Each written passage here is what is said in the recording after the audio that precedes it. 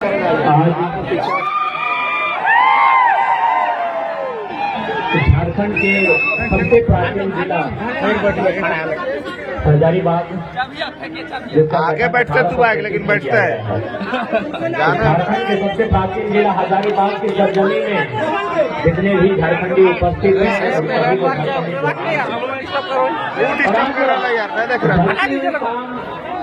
झारखंड के उगते हुए सूरज को और आप इस खंड में जिस प्रकार से अपने जगह में हमारे सभी वक्ताओं को गंभीरता पूर्वक एक एक शब्द उनके वचनों को सुन रहे हैं, इससे ये आभास हो चुका है कि हम लोग इस जंग की आधी लड़ाई जीत चुके हैं। बस मतदान जब करेंगे तो थोड़ी जीत जाएंगे। कि वो खून कहो किस मतलब का जिसमें उबाल का नाम नहीं, कि वह खून कहो किस मतलब का जिसमें उबाल का नाम नहीं, वह खून कहो किस मतलब का जो आ सके देश के काम नहीं। उस दिन लोगों ने सही सही खून की कीमत पहचानी थी जब बर्मा में सुभाष ने उनसे मांगी कुर्बानी थी। बोले स्वतंत्रता की खातिर बलिदान तुम्हें करना होगा, बहुत जी चुके हो जग में तुम्हें मरना होगा। आजादी के चरणों में जो जयमाल चढ़ाई जाएगी वो तुम्हारे शीशों के फूलों से गूंथी जाएगी। यह आजादी का संग्राम भला पैसों पर खेला जाता है, यह शीश कटाने का सौदा नंगे से खेला जाता है। आज जननायक कर्पूरी ठाकुर जी की जयंती है, जैसा हमारे संजय दा बता रहे थे। उस जननायक को नमन करते हैं और नेताजी की पंक्तियों को रखा कि कल नेताजी की जयंती थी और एक दिन पहले इस देश में आस्था के विषय, करोड़ों लोगों के आस्था के विषय राम अयोध्या में विराजित हुए। चूंकि देश में एक माहौल, एक गीत बना, राम आएंगे, हम तो कहेंगे राम के साथ भगत सिंह भी आए, डॉक्टर अम्बेडकर भी आए, झारखंड में भी राम आएंगे, राम भी आए, महात्मा गांधी भी आए, सरदार पटेल भी आए, चंद्रशेखर आजाद भी आए, अशफाक अली खां भी आए। लेकिन क्योंकि हम लोग पढ़े लिखे लोग हैं, हमें प्रैक्टिकली और लॉजिकली बात करनी चाहिए। देखो राम आए, बाकी जितने महापुरुष है वो भी आए, लेकिन क्या वो शरीर से आएंगे? हम पढ़े लिखे लोग हैं, प्रैक्टिकली बात कीजिए, हम लोग लॉजिकली बात कीजिए, इमोशनली नहीं। क्या जो महापुरुष चाहे कोई रहे, राम रहे, कृष्ण रहे, गांधी रहे, कलाम रहे, जिन्होंने अपने शरीर को त्यागा है, वो शरीर के रूप में आएंगे? क्या वो बोलते हुए आएंगे? क्या वो खाते हुए, नाचते हुए, गाते हुए आएंगे? नहीं, वो विचार के रूप में आएंगे। अब तो राम का स्वागत है विचारों के रूप में, गांधी का भी स्वागत है विचारों के रूप में, कलाम का भी स्वागत है विचारों के रूप में, फिर शरीर के रूप में कोई नहीं आएंगे। ये प्रैक्टिकली आपको समझना होगा। यानी हम स्वागत करते हैं, राम आएंगे स्वागत करते हैं। अब आप कहेंगे कि अब तक हमने कभी सभाओं में इसका जिक्र नहीं किया, आज क्यों नहीं? इसलिए कि कुछ दिन बाद हजारीबाग के सांसद राम जी के नाम पर वोट करेंगे, राम जी के नाम पर वोट मांगेंगे। एक बात बताइए, राम का मतलब क्या होता है? राम का मतलब होता है त्याग, राम का मतलब होता है पिता के वचन के लिए राजपाट का त्याग। और ये जयंत सिन्हा जब राम के नाम से वोट मांगेंगे, आपको थोड़ा सवाल करना चाहिए, जिसके पास 50,000 करोड़ की संपत्ति है वो किस्मत से राम के नाम से वोट मांगेंगे? उनसे पूछेगा कि राम का मतलब क्या है? भाई राम का आदर्श क्या है, राम का चरित्र क्या है, राम का आचरण क्या है, उनसे पूछिएगा। आज लगभग 62 विदेशी कंपनियों में उनका सीधा शेयर है, और ये व्यक्ति राम के नाम से मतदान करेंगे और आप मतदान दे देंगे?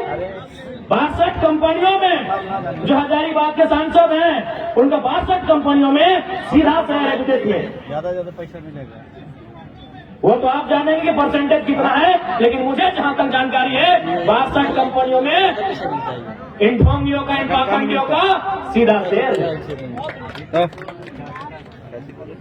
यदि राम जी के पास 50,000 करोड़ की संपत्ति होती तो वो क्या करते? अरे वो बिशुनगढ़ के 45 मजदूरों को सऊदी अरब में नहीं छोड़ते, वो बिशुनगढ़ के 45 मजदूरों को सऊदी अरब में नहीं छोड़ते जो टॉयलेट का पानी पी रहे हैं। वो बड़का गांव के लोगों में कर्फ्यू का माहौल नहीं जो है अडानी प्राइवेट लिमिटेड कंपनी जमीन अधिग्रहण के लिए वहाँ इस प्रकार से पुलिस प्रशासन भरी है जैसे वो तालिबान लगता है। और कल ये सब आएंगे और ये भावनाओं के नाम पर, आस्थाओं के नाम पर मत लेने का काम करेंगे। तो क्या राम का क्षेत्र ऐसा ही था जैसा जैन सिंह का है? इसलिए आज राम यानी विचार, राम यानी आचरण, राम यानी आदर्श, राम यानी कर्तव्य। एक भी लक्षण वर्तमान जो सांसद है, क्योंकि यहाँ सबसे ज्यादा हिंदू मुस्लिम के नाम से मतदान होता है, एक भी लक्षण राम का इनमें नहीं दिखता है। ये तो ऐसे लोग हैं जिनके कारण एक और हमारे राज्य में भुखमरी है, हमारे राज्य में गरीबी है, पलायन है, विस्थापन है। और आपको जानकारी होना चाहिए पूरे झारखंड में सबसे ज्यादा अगर विस्थापन कहीं है तो हजारीबाग जिला, हजारीबाग लोकसभा के बिशुनगढ़ प्रखंड में। इसलिए आज मैं आपसे यही कहना चाहूंगा कि जब मत की बारी आए ऐसे व्यक्ति को चुनिएगा जो आपकी बातों को दिल्ली में रख सके, जो आपकी बातों को दिल्ली को मजबूत कर सके, जो आपकी लड़ाई को लड़ सके। एक बात सभी जानते हैं, चाहे मीडिया के कर्मी हो या प्रशासन के लोग हो या सरकारी कर्मचारी हो, हर कोई यहाँ अपने जीवन में चाहता है कुछ संपत्ति का अर्जन करके चले जाए। लेकिन आपको जानकारी होनी चाहिए आज जिस प्रकार से झारखंड का माहौल बना है, कहीं सड़क चौड़ीकरण के नाम पे, कहीं डैम के नाम में, कहीं तालाब के नाम में, कहीं माइंस के नाम में, कहीं फैक्ट्रियां स्थापित करने के नाम में हमारी जमीनें कोड़ी के भाव ले रहे हैं। यदि आज हमारे पास दिल्ली में शख्स नहीं होगा जो हमारे लिए लड़ सके तो आने वाले दिन ऐसा होगा कि झारखंड एक खंडहर के रूप में होगा, हम और आप केवल तमाशा देखेंगे।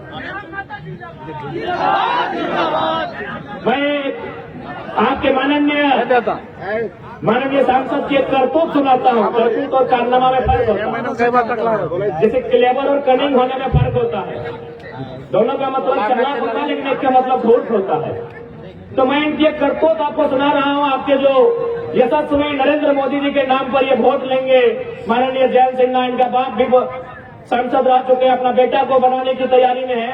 राजरप्पा में प्रोजेक्ट आया था, आज समझिए कि किस प्रकार झारखंड को खोखला किया जा रहा है, किस प्रकार हमारी बुनियादी ढांचे को बर्बाद किया जा रहा है, किस प्रकार हमारे रोजी रोजगार को परदेशों के हाथों बेचा जा रहा है। वहाँ एक प्रोजेक्ट आया था, चूंकि सांसद हैं, दिल्ली से टीम आई थी तो सांसद की एक कुर्सी लगी हुई थी।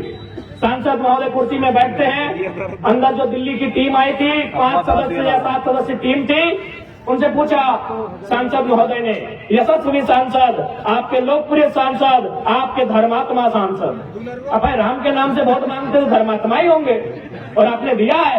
इस धर्मात्मा सांसद ने पूछा कि ये प्रोजेक्ट कितने में कंप्लीट हो सकता है? बोला सर हार्डली 15 से 20 करोड़ में पूरा हो जाएगा। इस धर्मात्मा, आज के लिए धर्मात्मा हमारे लिए कहीं ना कहीं ये मानव के रूप में छुपे दानव है। इसने कहा इसको 250 करोड़ बनाइए, सब झोली में। आप पता कर लीजिएगा, राजरप्पा प्रोजेक्ट वहाँ 15 करोड़ में ये योजना थी, इन्होंने कहा इसको 250 करोड़ बनाइए। यानी जो योजना 15 करोड़ में हो सकती थी, 250 करोड़ किसके लिए? अपने लिए, अपनी पत्नी के लिए, साल के लिए, के लिए, अपनी सलाद के लिए, सेकंड वाइफ के लिए।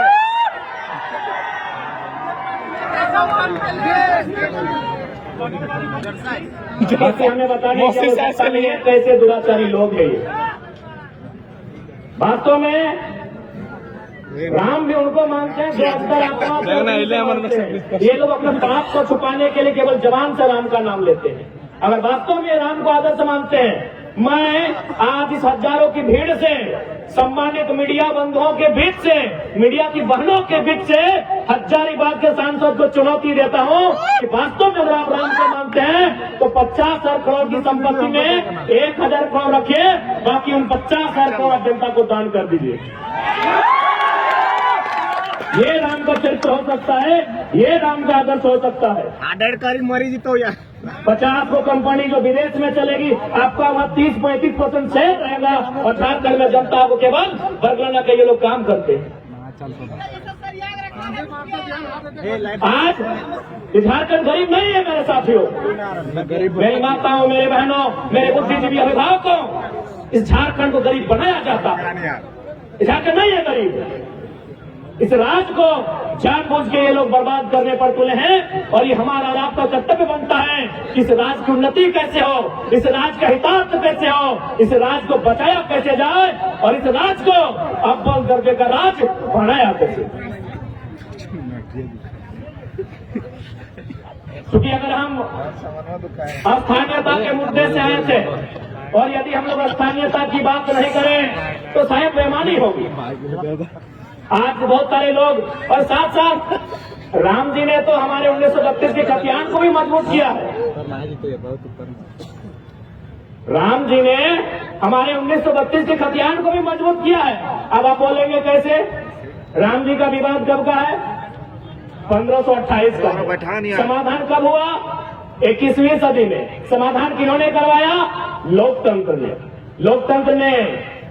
तो भाई जब मुगलों के काल की समस्या का समाधान लोकतंत्र में हो सकता है तो हम तो अंग्रेजों की काल की समस्या का समाधान मांग रहे हैं। हम तो अंग्रेजों की काल की समस्या का समाधान मांग रहे हैं। तो राम जी ने तो तमाम विस्थापितों को मजबूती दिया है। तमाम विस्थापितों को जिनका जमीन 50 साल पहले टाटा ने लिया है, डीवीसी ने लिया है, वेदांता ने लिया है, सीसीएल ने लिया है, बीसीसीएल ने लिया है, ईसीएल ने लिया है, एचईसी ने लिया है, हिंडाल्को ने लिया है, मगध आम्रपाली एनटीपीसी ने लिया है, 50 साल पहले लिया है। जब राम जी की समस्या का समाधान 500 साल बाद यही लोकतंत्र का बुनियादी, यही लोकतंत्र का सर्वोच्च न्यायालय करता है तो 50 साल पहले जो हमारा जमीन अधिग्रहण हुआ है विकास के नाम पे, जो आज खाली पड़ा है, जो इस टाटा के कब्जे में है, कहीं एचईसी के कब्जे में है, कहीं हिंडाल्को के कब्जे में है, कहीं एनटीपीसी के कब्जे में है, तो क्या हमारा भी अधिकार नहीं बनता है कि लोकतंत्र उसका समाधान करे? बनता है कि नहीं बनता है भाई? हमारे भी बाप दादा ने मात्र 50 साल पहले जमीन दिया है, एनटीपीसी को दिया है कोयला खोदने के लिए, मगध आम्रपाली को दिया है, टंडवा में दिया है, पिपरवार में दिया है, राय बचरा में दिया है, बड़का गांव में दिया है, गोंदलपुरा में देने वाले हैं, लेने वाले हैं। वो कर्फ्यू का माहौल है। यही बिशुनगढ़ में कोणार्क डैम के माध्यम से दिए हैं। तो हमें भी इस लोकतंत्र में उतनी ही आस्था है। तो हमारी भी ये जमीनें, क्योंकि भारत का कानून भी कहता है यदि किसी कंपनी ने, किसी फैक्ट्री ने आपसे जमीन अधिग्रहण किया है और उस जमीन पर अगर कोई काम नहीं हो रहा है तो बकायदा राज्य सरकार को चाहिए वह जमीनें रैयत को वापस करना चाहिए। मगर नहीं कर रहा। तो लोग कहते हैं भाई अंग्रेजों के काल का है। हमने तो बता दिया मुगल काल की समस्या का समाधान लोकतंत्र के माध्यम से हुआ। आप एक बात बताइए, जो लोग कहते हैं कि अंग्रेजों की काल की समस्या है, अंग्रेजों का कानून है, तो भारत के बुद्धिजीवी लोग बताए तो कि भारत का क्या है? भारत के लोग हमें बताएं। हम लोग थोड़ा कम पढ़े लिखे नौजवान हैं, अभी पढ़ाई लिखाई कर ही रहे। भारत का है क्या? अरे भारत की प्रस्तावना फ्रांस से, भारत का मौलिक अधिकार संयुक्त राज्य अमेरिका से, भारत का नीति निर्देशक आयरलैंड से, भारत के मौलिक कर्तव्य रसिया से, भारत का राष्ट्रपति संयुक्त राज्य अमेरिका से, भारत की सांसद ब्रिटेन से, भारत का संघीय ढांचा कनाडा से, भारत का आपातकाल जर्मनी से, भारत की संवर्ती सूची ऑस्ट्रेलिया से। तो 1932 अंग्रेजों कहने चलेगा जीएसटी कनाडा से। ये व्यवस्थाएं अंग्रेजों की, ये व्यवस्थाएं अंग्रेजों की। अच्छा एक बात बताइए, हजारीबाग में अभी डीसी है ना, डीसी मतलब समझते हैं आप लोग? हाँ। Deputy collector. अच्छा एक बात बताइए, कलेक्टर का मतलब क्या होता है? कलेक्टर शब्द कहाँ से आया? कलेक्टर शब्द आया है कलेक्ट से। कलेक्ट मैंने क्या होता है? कलेक्ट करना, कोई चीज इकट्ठा करना, जमा करना। तो भाई ये कलेक्टर लोग अंग्रेज के टाइम क्या करते थे? कलेक्ट करते थे। व्यापारियों से, किसानों से लगान कलेक्ट करते थे, खजाना कलेक्ट करते थे। इसीलिए इन्हें कलेक्टर की उपाधि दी गई थी। अब क्या हुआ, एक प्रमंडल चूंकि हजारीबाग में है, वहाँ आता है डिविजनल कमिश्नर। डिविजनल कमिश्नर समझते हैं ना, यानी प्रमंडल के आयोग। कमिश्नर का मतलब क्या होता है? यानी कलेक्टर जो पैसा, जो खजाना, जो धान चार सोना चांदी कलेक्ट करके ले जाते थे, उस पैसे को सुरक्षित अंग्रेजों तक, ब्रिटेन तक कमीशन लेके जो पहुंचाता था उसे कमिश्नर कहते थे। कमीशन कहां से आया? कमिश्नर शब्द कमीशन से आया है। तो भाई अंग्रेजों का कलेक्टर चल रहा है, अंग्रेजों का कमिश्नर चल रहा है, तो 1932 के खातियान कहीं नहीं चलेगा। सब चलेगा, कहीं नहीं चलेगा। अभी बताइए कि हमारी लड़ाई गलत है, ये हमारी मांग गलत है? जी नहीं, बस हमारे लोगों को जानबूझकर कमजोर बना के रखा गया है, क्योंकि सारा समस्या है यहाँ की खनिज, यहाँ के कंड में खनिज है, यहाँ के पहाड़ में, यहाँ के पर्वत में, यहाँ के पठार में, यहाँ के जंगल में, यहाँ की नदी में। नदी में नहीं समझे क्या? अरे दामोदर नदी को भी लोग चेक करना चाहता था। ये पैसे के लालची लोग, क्योंकि दामोदर नदी के नीचे मैक्सिमम कोयला है, ये लोग दामोदर नदी के बहाव को बदलना चाहता था। यानी यहाँ के पहाड़ में खनिज, यहाँ के नदी में खनिज, यहाँ के नालों में खनिज, इसीलिए जानबूझ के झारखंड की व्यवस्था को चौपट किया गया है। अब आप कहेंगे कैसे? क्योंकि हजारीबाग को मैंने अक्सर कहा है, ये एजुकेशन हब है, शैक्षणिक राजधानी है। अगर रांची राजधानी, दुमका उप राजधानी, कोडरमा अपराध राजधानी, धनबाद कोयला राजधानी, जमशेदपुर स्टील राजधानी, तो हजारीबाग शैक्षणिक राजधानी।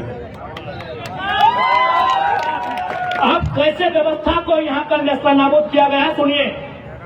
हम 2011 बैच के इंटर ऑफ साइंस के स्टूडेंट हैं। हो सके कोई 12 वाले होंगे, कोई 13 वाले होंगे, कोई 10 वाले होंगे, कोई 9 वाले होंगे। ईमानदारी से बताइए उस समय इंटर का रिजल्ट क्या होता था? खासकर इंटर ऑफ साइंस का बताइए। 100 में 2 मैं बता रहा हूं 2011 में 28%। गंभीरतापूर्वक सुनिएगा कि कैसे एक सिस्टम काम कर रहा है जो झारखंड को दिन प्रतिदिन खोखला कर रहा है।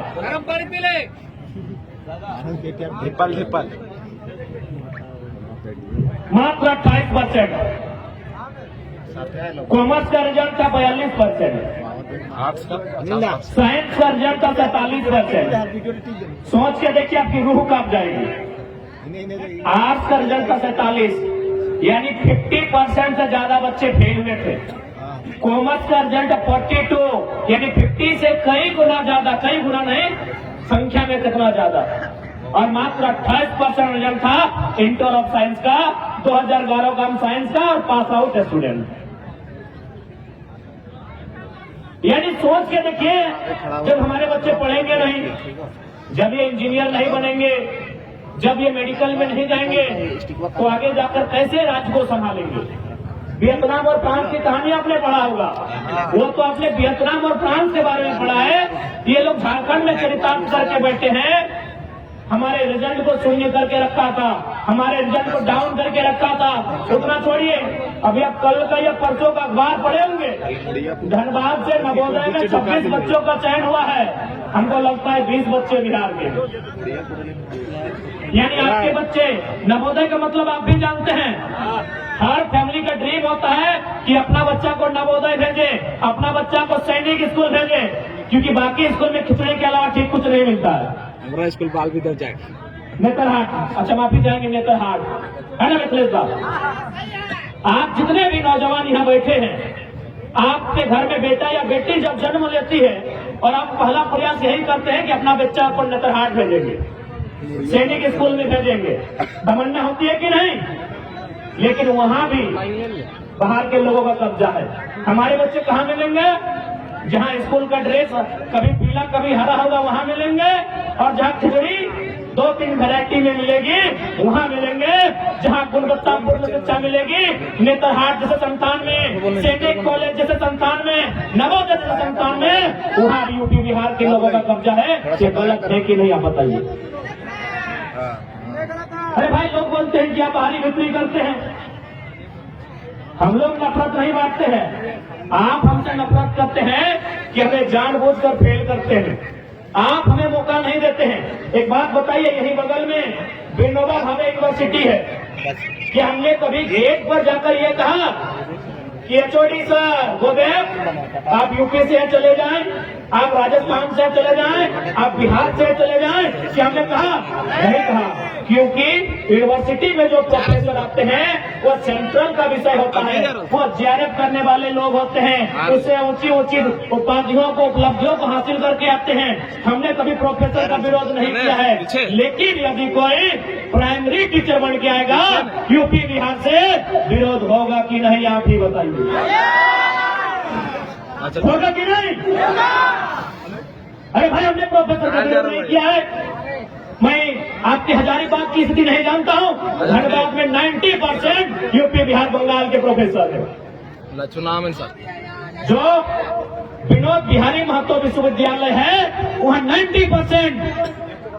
हमने तो विरोध नहीं किया, क्योंकि ये सेंट्रल का विषय है, ये केंद्रीय विषय है। आप प्राइमरी टीचर बन के आएंगे, आप टीजीटी में आएंगे, आप पीजीटी में आएंगे, तो क्या झारखंड के बच्चे कोयला ठेलेंगे? झारखंड के बच्चे बालू ठेलेंगे? झारखंड के बच्चे घास उखाड़ेंगे? झारखंड के बच्चे सूरत, गुजरात, महाराष्ट्र में मजदूरी करेंगे? बताइए, गलत है या सही है? हमने कभी डीसी का विरोध किया है कि डीसी गो बैक, आप झारखंड के नहीं है? एसपी गो बैक, आप झारखंड के नहीं है? नहीं, क्योंकि ये आईएएस आईपीएस का कैडर है। ये यूपीएससी देश की सर्वोच्च परीक्षा को पास करके आते हैं। पूरे देश में उनको कैडर के हिसाब से चुनने का अधिकार होता है। ये सेंट्रल विषय है, हमने आज तक विरोध नहीं किया है। DC go back, SP go back, DIG go back, chief secretary go back, हमने आज तक विरोध नहीं किया है। लेकिन यदि कोई बड़ा बाबू बन के आएगा, दरोगा बन के आएगा, थाना प्रभारी बन के आएगा यूपी बिहार बंगाल एमपी गुजरात के लोग विरोध करेंगे। आप हमें अच्छा कहें बुरा कहें, हम अपने स्टैंड में कायम हैं। हम अपने स्टैंड में कायम हैं। आप डीसी बन के आए, फूल की माला, गुलदस्ता, 100 लड़ा के सम्मान करेंगे। आप एसपी बन के आए, स्वागत करेंगे। आप बड़ा बाबू बन के आएंगे, बिल्कुल स्वागत नहीं करेंगे, हम आपका विरोध करेंगे। झारखंड बना क्यों है? झारखंड बना क्यों है? आप बताइए इस बात को। इसलिए आज हर एक नौजवान को इस बात को समझना होगा। यूं तो हम लोगों ने सोचा था कि हम लोग विधानसभा का चुनाव लड़ेंगे, और हमने सोचा था कि लोकसभा में मनोज दा, संजय दा होंगे, मोती दा होंगे। हमने सोचा था कि हम तो विधानसभा राज्य के चुनाव को लड़ेंगे।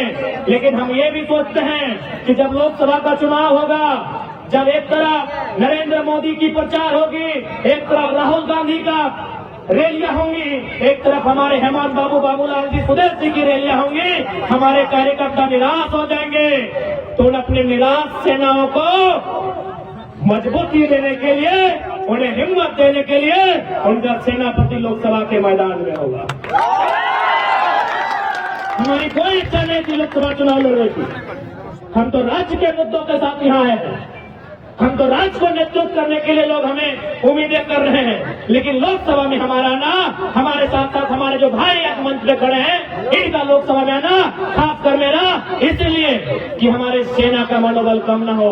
जब सामने सुदेश जी आए, बाबूलाल जी आए, हेमंत जी आए, तो उनके सामने उनका बेटा, उनका सेना नायक झुमरा और पारसनाथ के बीच का टाइगर भी होना चाहिए।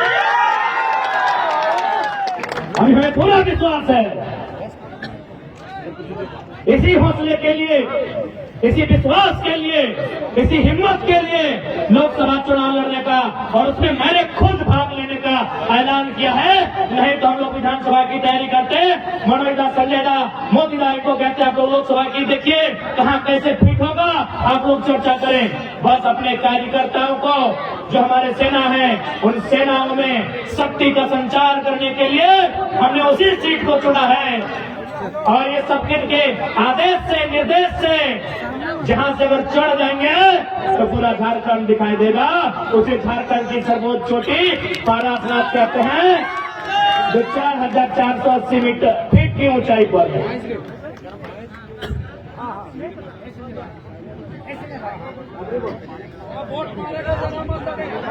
इसलिए आज बड़का गांव की बात कीजिए। कुछ दिन पहले बड़का गांव के कुछ साथी आए थे जयंत सिन्हा से मिलने के लिए। इन्होंने साफ साफ कहा कि जमीन तो आपको देनी होगी, जयंत सिन्हा ने साफ साफ कहा जमीन तो आपको देनी होगी। बताइए तुमको सांसद कहे बनाए हैं? बप्पो को सांसद बनाए, बेटों को सांसद बनाए, अब तुम बोल रहे हमारे बेटों को सांसद बनाओ। इसी दिन के लिए विकास का कोई विरोधी नहीं है। आज जितने लोग यहाँ बैठे हैं कोई विकास का विरोधी नहीं है, लेकिन विकास का एक मापदंड होना चाहिए, जमीन अधिग्रहण का एक मापदंड होना चाहिए, मुआवजा का एक मापदंड होना चाहिए। अरे आइए ना भाई, बड़का गांव क्या, पूरा बड़का गांव विधानसभा जिसमें केरे डाड़ी पकड़ातो भी आता है, सारा जमीन आपको एक मुफ्त में दे देंगे। अब प्रति डिसमिल 1 लाख रुपया मुआवजा तो लगाइए। क्या गलत है भाई, क्या गलत है? आज ये सब बोलते सरकार की संपत्ति है, सरकार 1947 में बना है, भारत का गणतंत्र 1950 में बना है। ये जमीन चाहे बड़का गांव की रहे, बड़ी कोडरमा की रहे या धनबाद बोकारो की रहे, उनके बाप दादा नहीं करने से भी कम से कम 10 पीढ़ी से जोत खोल रहे हैं। कम से कम 10 पीढ़ी यानी एक पीढ़ी में 50 साल यानी 500 साल से, मुगलों के काल से, उसके आगे से, कहीं राजा राजवाड़ों के काल से ये जोत खोल रहे हैं। बताइए आप एक झटके में कानून लेके आएंगे, हमारी सारी जमीनों को छठ भर में अधिग्रहण करके चले जाएंगे, और किसके लिए? एक व्यक्ति के लिए। उस व्यक्ति का नाम है माननीय श्री 108 श्री गौतम अडानी। एक व्यक्ति के लिए, यही लोकतंत्र है। आज भारतीय जनता पार्टी रामराज के मुद्दे पर है, तो क्या रामराज यही है? अडानी जैसे लोगों के हाथों में देश की संपत्ति? अभी मार के पीट के